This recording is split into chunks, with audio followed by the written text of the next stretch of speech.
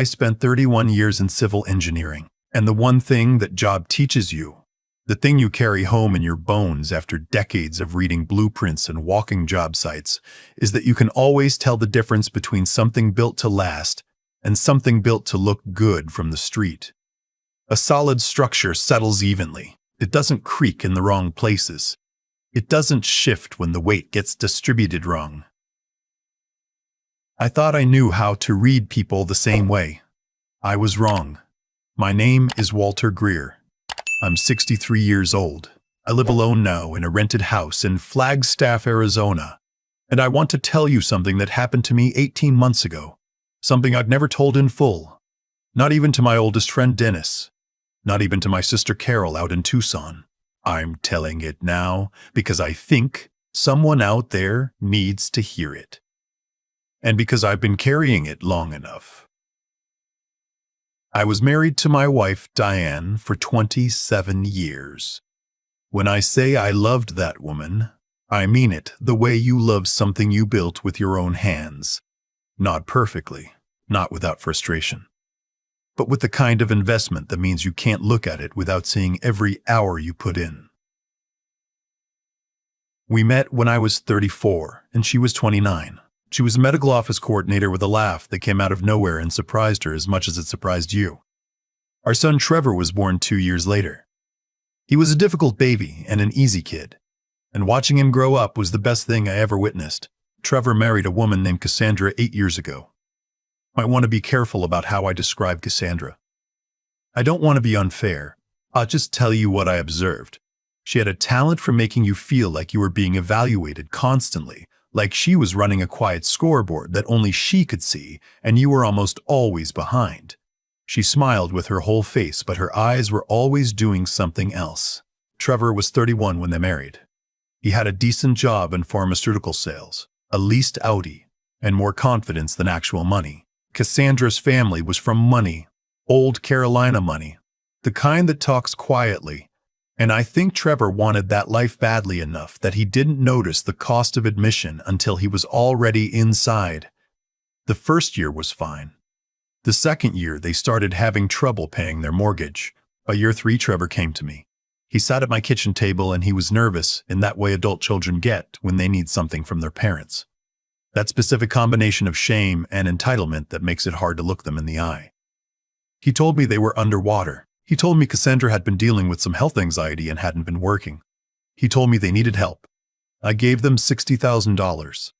I told myself it was a loan. I wrote it down on a piece of paper and we both signed it. I made it formal because I still believed then that formality meant something between people who loved each other. I never saw a penny of it back. Over the next 4 years, I helped them with their car payments twice. I paid for the renovation of their kitchen, $42,000. Because Cassandra had decided the layout didn't work, and Trevor called me on a Tuesday in March, voice tight, and said she was having a really hard time and this would help. I paid for 3 vacations they took because Trevor needed a reset. I'm not telling you these numbers to make myself sound generous. I'm telling you because the numbers matter for what comes later. Diane knew about most of it. She didn't argue exactly, but she had a way of going quiet that I had learned over 27 years meant she was storing something. She never said, "Don't do it." She said things like, "Walter, just make sure you're okay with never seeing that back." And I said I was. And I meant it, mostly. I wasn't giving it expecting repayment. I was giving it expecting to be part of their lives. I was paying for a seat at the table. And I told myself that wasn't what I was doing. Looking back, that's exactly what I was doing. Here's what I noticed.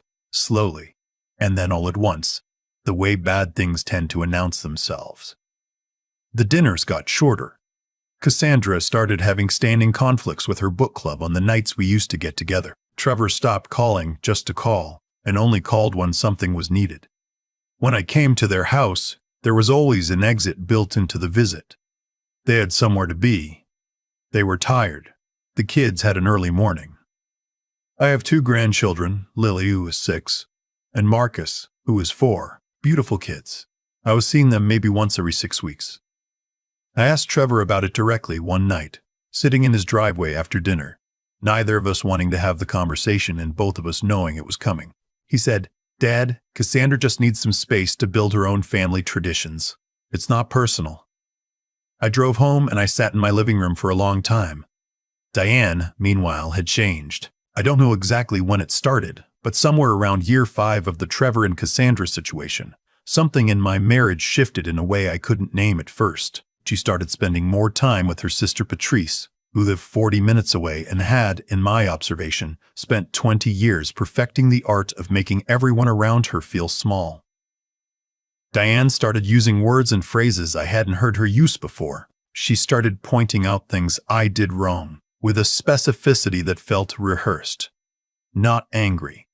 Clinical. Like she was building a case. I told myself it was a phase. I told myself a lot of things. 14 months ago, in late October, I had a stroke, not a massive one. The doctors later called it a moderate ischemic event. But let me tell you what moderate means when it's happening to you. It means one side of your face stops cooperating. It means the floor tilts. It means you are standing in your kitchen at 7 in the morning, reaching for a coffee mug, and suddenly the mug is on the floor, and you are on the floor, and you cannot figure out which one of you fell first. My neighbor Phil found me. He's 71, retired Marine, comes over twice a week because we built a habit of morning coffee together years ago. He walked up to the back door when I didn't answer my phone, looked through the window, and called 911 before he even came inside. I owe Phil Garner more than I can ever repay. The ambulance came. The paramedics were calm and efficient. I was not calm. I was terrified in a way I had never been terrified before. Not the sharp terror of a car accident or a near miss on a job site, but the slow, terrible terror of realizing your own body has become unreliable. They called Diane from the hospital. I know what happened on that call because the nurse, a young woman named Rosa, who had the patient and steady manner of someone twice her age, told me about it afterward, a week later, when I was stable and asking questions. She told me she called my wife's number, listed as my emergency contact, and explained that I had been brought in by ambulance with a suspected stroke, that my condition was serious, and that it would be important for family to come. Diane said, "Is he going to survive?" Rosa said they were cautiously optimistic, but it was serious and she should come. Diane said, "It's my son's anniversary dinner tonight. Can you call me tomorrow with an update?" Rosa told me this with a flatness in her voice that told me she had learned to keep her own reactions out of these conversations. She was professional. She didn't add commentary. She didn't need to. I've turned that sentence over in my head more times than I can count. Can you call me tomorrow with an update? I was in a hospital bed with a blood clot in my brain, and my wife of 27 years asked if they could give her a call tomorrow. The nurse called Trevor next. Trevor said he and Cassandra were at a restaurant, that it was their anniversary, that his dad was a strong guy and would probably be fine, and that he'd stop by in the morning. He did not stop by in the morning. He did not stop by in the morning. He called at 11:15 the next day to ask what hospital I was at. I lay in that hospital for 4 days before anyone from my family came. Diane arrived on day 3. She sat in the chair beside my bed for 45 minutes and spoke mainly about the traffic and about how Trevor and Cassandra were dealing with some stress at work. She patted my hand once when she got up to leave. She said, "I'll check in tomorrow." She drove home. Trevor came on day 4 with Cassandra. Cassandra brought flowers, the kind you buy from the hospital gift shop, still in the plastic sleeve. She asked the nurse 3 questions about my prognosis in a way that I recognized as information gathering rather than concern. The same voice she used when she was figuring out whether a problem was going to affect her. Trevor stood near the window with his hands in his pockets and told me I looked good. I did not look good. I had a droop on the left side of my face, and I had lost feeling in 2 fingers on my left hand. They stayed for 30 minutes. When they left, I stared at the ceiling for a long time. There's a particular loneliness to a hospital room when you have just been visited by people who love you in theory. The flowers were on the windowsill. The chair was still pulled slightly away from the bed, the way Diane had left it. The television was off. A monitor beeped in a slow and different rhythm. I thought about the $60,000. I thought about the kitchen renovation. I thought about the 42 years I'd spent building things. Bridges, load-bearing walls, foundations that were meant to outlast the people who built them. And I thought about how none of that knowledge had taught me to see what was right in front of me. And then something in me got very quiet and very clear. I have noticed in my life that the moments of greatest clarity do not feel dramatic. They do not feel like epiphanies. They feel like the moment you finally level a surface that's been off by a quarter inch your entire career. Just a small, quiet click. Everything becomes even. I asked Phil to bring me my laptop. He brought it the next day without asking why. Because Phil Garner is not a man who requires explanation when a friend asks for something reasonable. I started making calls from my hospital bed. My attorney is a man named Gerald Park. We've known each other for 20 years. He handled the estate when my father died, and we've had coffee or lunch 6, 8 times a year since. I called Gerald and I told him what had happened. Not with anger, not with ganger. With the same flat precision I would use to describe a structural failure to a client. Gerald listened without interrupting, which is one of the things I have always respected about him. When I finished, he said, "Walter, what do you want to do?" I told him. He was quiet for a moment. Then he said, "I can have documents ready by the end of the week." I want to be clear about what I was thinking in those days. I was not thinking about revenge in the way you might imagine. I was not lying in that hospital bed savoring any kind of retribution. I was thinking about truth. I had spent 27 years contributing to a structure, a family, a marriage, a set of relationships. And I had been operating on a set of assumptions that turned out to be false. The structure was not what I thought it was. It had never been what I thought it was. And when a structure is fundamentally unsound, you don't patch it. You document it. You assess the damage. And you decide what you're willing to put your name on going forward. I was no longer willing to put my name on this. The finances first. I had, over the years, accumulated a reasonable amount. My pension, my investments, 2 properties, the house Diane and I lived in, which was in both our names, and a rental property in Sedona that I had owned before we married and had kept in my name alone. I also had, sitting in an account Diane didn't know about, a sum I had been quietly setting aside since the year Trevor asked me for the first loan, not hiding it out of deception, but out of an instinct I hadn't fully examined until now. $314,000. Gerald helped me restructure. The Sedona property stayed mine. The retirement accounts were mine. The joint savings, which Diane and I had built together, which was genuinely both of ours, I did not touch. That was hers as much as mine, and I was not in the business of taking what didn't belong to me. But the will was different. I had left everything to Diane, with provisions for Trevor. I rewrote it. Gerald helped me establish a trust for Lily and Marcus directly. My grandchildren would be taken care of, whatever happened, and no one could redirect that money. The rest went to causes I believed in. An engineering scholarship fund at my alma mater, a veteran support organization Phil had told me about, a literacy program Carol worked with in Tucson. Trevor's provisions were removed. When I was discharged, I did not go home. I had asked Phil to help me find a short-term rental. He found one the same day, a clean, quiet house near the university, owned by a professor on sabbatical. I moved my personal items out of the family home on a Wednesday afternoon while Diane was at her sister's. I took my tools, my books, my father's watch, the photographs of my parents and of Trevor as a child, and the coffee maker. I left a note on the kitchen counter. The note said, "Diane, I have moved out. My attorney will be in touch regarding the property. I hope you are well. The emergency contact at the hospital has been updated." Walter, I had thought about that note for 3 days. I had considered saying more. I had considered saying nothing at all. I landed on those sentences because they were complete, and they were true, and they left nothing open that I didn't intend to leave open.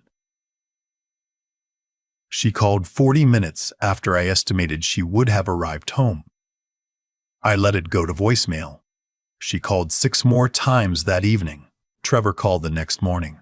His voice had a quality I hadn't heard in a long time. The voice of a person who has just discovered that a resource they took for granted is no longer available. He said, "Dad, what's going on? Mom is upset. She says you moved out and left a note after everything she did while you were in the hospital." I want you to sit with that sentence for a moment. After everything she did while you were in the hospital. I said, "Trevor, I'm going to need some time. My attorney will be in touch." He said, "Dad, come on. We're family." I said, "I know. I'll talk to you soon." I hung up. I want to tell you about the next 3 months, not because they were dramatic, but because they were, in their own way, the most important months of my life. I did my physical therapy. My speech came back fully. The left-hand numbness faded to about 60%. I started cooking real meals again, slowly, because the kitchen in the rental was small and I had to think carefully about how I moved in it. Phil came over on Thursdays. Carol drove up from Tucson twice. Dennis, my oldest friend, who I had inexplicably allowed to drift because life gets busy and you stop calling people who don't need anything from you. Dennis drove up from Phoenix one Saturday, and we sat on the back porch until 11 at night, talking the way we used to talk when we were in our 30s, and everything felt navigable. I had forgotten what it felt like to spend time with people who were glad to be there. I also, in those 3 months, had 3 conversations with Gerald that I want to describe briefly. The first was about the loan. Gerald reviewed the signed document Trevor and I had created, the one for $60,000, and confirmed that it was legally a valid loan agreement. He sent Trevor a formal repayment notice. Trevor did not respond. Gerald filed a small claim. I did not expect to see the money. The point was to establish a record. The second conversation was about the kitchen renovation. This was trickier because it had been a gift, not a loan. I had never documented it differently, and I had to sit with the fact that my own lack of formality had cost me the ability to recover it. That was on me. I accepted that. The third conversation was about something Gerald had noticed while reviewing the overall financial picture, something I had not asked him to look at. He had found, in the records he'd been gathering for the divorce proceedings, evidence that Trevor had been quietly redirecting certain transactions, small amounts, consistent over about 18 months, from an account that had my name on it as a cosigner, a household account I had set up years ago to help Trevor manage some shared expenses. I had forgotten the account existed. Trevor apparently had not. The total was just under $22,000. Gerald explained my options. I told him I needed a week to decide. I spent that week not angry, not betrayed. I had already done my betrayal accounting by then, but genuinely trying to understand how a child you raised, a child you taught to tie his shoes and helped with algebra and drove to soccer practice for 11 years, arrives at a place where he steals from you in small increments while you're funding his kitchen renovation. I decided it wasn't something I could answer. And it wasn't something I was going to let go. Gerald filed a separate action. The day Trevor received those papers, he called me 11 times. Cassandra called twice. Diane called once and left a voicemail that was the first genuinely raw thing I had heard from her in years. She was crying. She said this was destroying the family. She said she didn't understand who I had become. I thought about calling back. I thought about 27 years. I thought about a nurse named Rosa asking if she should call tomorrow with an update, and the woman who was my wife of 27 years saying, yes, tomorrow is fine. I did not call back. The divorce was finalized 5 months ago. Diane received her share of the joint assets, as was right. The house was sold. We split the equity. She moved in with her sister Patrice, which I suspect is what she had been planning long before any of this happened. Trevor's case settled. He repaid the $22,000 plus Gerald's fees to avoid further proceedings. He also, under the terms of the settlement, acknowledged the original $60,000 loan in writing. Whether he repays it is something I have stopped tracking. The trust for Lily and Marcus is funded and protected. Whatever Trevor and Cassandra do with their lives, those kids will have something waiting for them when they grow up. I am in Flagstaff now. I told you that at the beginning. I have a routine. I do my exercises in the morning. I have coffee with Phil on Thursdays. He drove up from the valley when I moved here, which is exactly the kind of thing Phil does. I call Carol on Sundays. I have started doing volunteer consulting for a small nonprofit that builds affordable housing. Nothing physical, just the review work, the blueprints, the structural assessments. Using what I know for something that doesn't ask anything back from me except my best judgment. I see Lily and Marcus 4 times a year, on a schedule that Cassandra initially tried to complicate and then stopped trying to complicate when Gerald sent a letter. The kids are fine. They're wonderful. Lily has started asking questions about buildings, about why they don't fall down, and I sit on the floor of wherever we are and I try to explain, in 6-year-old terms, about foundations and weight and balance. I do not know if I was a perfect father. I don't think I was. I gave money when I should have given time. I built things when I should have had harder conversations. I maintained a structure that was failing because I had decided its appearance mattered more than its honesty. I know better now. I want to leave you with this, because I've been thinking about it since the day I wrote that note on the kitchen counter. There are 2 kinds of things you build in this life. There are things you build because they're useful, because they serve a purpose, because they will hold weight and bear load and stand up to real pressure. And there are things you build because you want them to look a certain way from the street. You can spend a career learning the difference in structures. You can spend a lifetime failing to apply it to the people you love. I am 63 years old. I have 2 working hands mostly.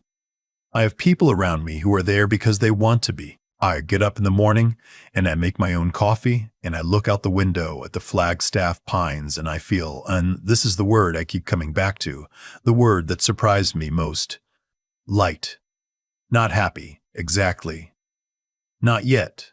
Maybe not ever in the way I used to imagine happiness, but light, unburdened, as if something that had been pressing down on the center of me for years had finally been identified for what it was and removed. I'm not asking you to feel sorry for me. I don't feel sorry for myself. I'm just telling you, when the nurse calls and the person whose name is on your emergency contact form asks if they can get an update tomorrow, that is information. That is your structure telling you, clearly, exactly what it is. The only question is whether you're ready to hear it.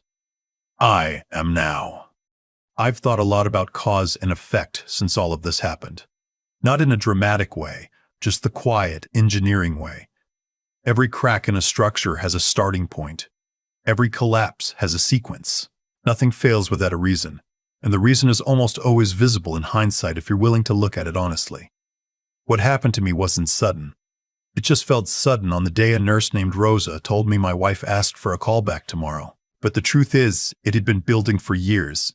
In every dinner that got cut short, in every phone call that only came when something was needed, in every check I wrote that I told myself was love and was actually something closer to avoidance.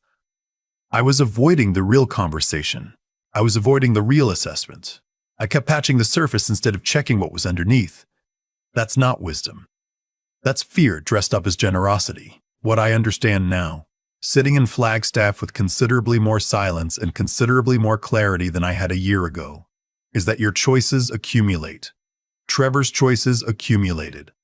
Diane's choices accumulated. Mine did too. Nobody woke up one morning and decided to become who they became in this story.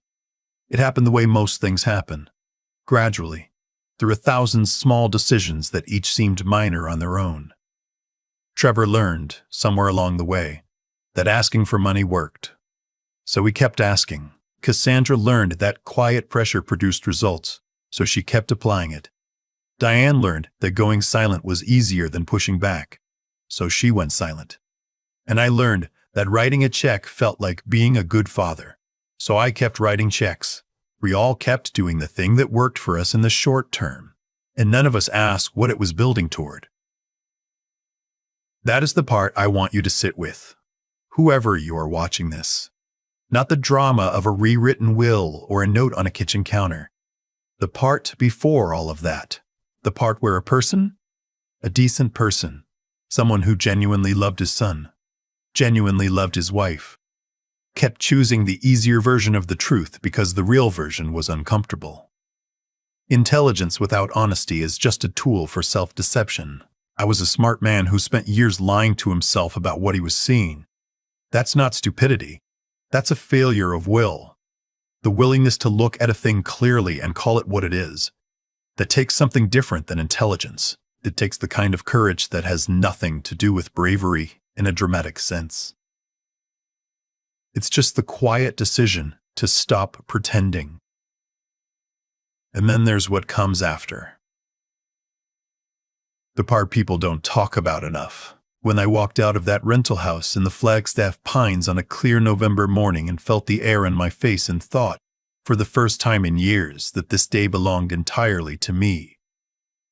That wasn't revenge.